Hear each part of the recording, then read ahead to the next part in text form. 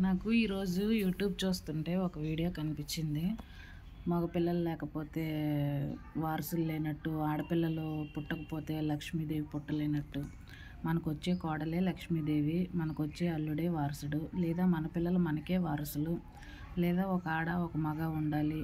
అసలు లేని వాటి గురించి ఉన్న పిల్లల్ని అవమానించి మాట్లాడటం అస్సలు చాలా కరెక్ట్ కాదనిపించింది నాకైతే. మన పిల్లలు మనకి వారసులు అంతే. ఇంకా ఇంటి పేరు ఇయన్నీ ఏంటి అసల? ఇంటి పేరు ఉండాలి. లేనప్పుడు ఏం చేస్తాం? దాన్నే పదే పదే అనుకుంటే ఎక్కడి నుంచొస్తది? మగపిల్లలు ఉంటేనే అన్నీ ఉంటాయి. ఆడపిల్లలుంటే ఏమీ ఉండదు. ఆడపిల్లలైనా, మగపిల్లలైనా మన పిల్లలు మన పిల్లలే.